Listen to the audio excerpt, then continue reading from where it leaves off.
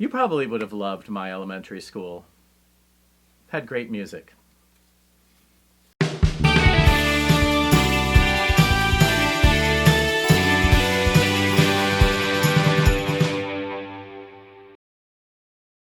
So I was thinking about December of last year, and I went to a party of sorts, a sort of party.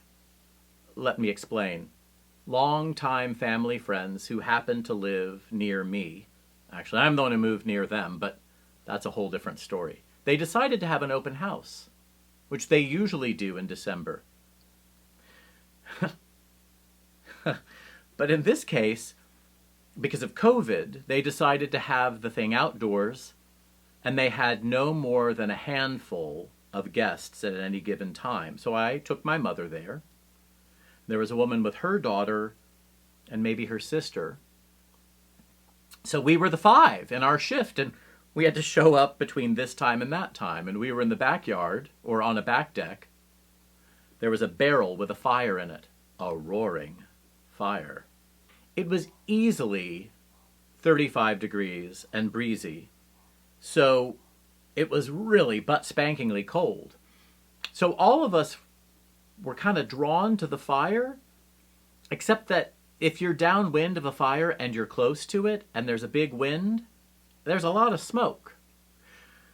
So we did the best we could. They had bags with fixins for s'mores, and they had different kinds of beverages, and they had some kind of thing going on in the backyard, which they invited each of us one by one to go look at, and I can't remember what that was. Trees?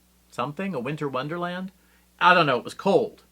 So I kept being drawn back to the fire, and then thinking this is not going to work.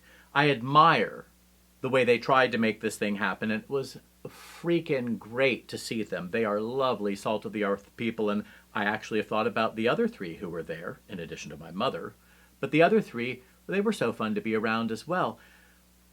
So the moral of the story is you can make do under limited circumstances, whether you're hosting something, or you're showing up as a guest, or you're just showing up as a human being, not even a part of a community.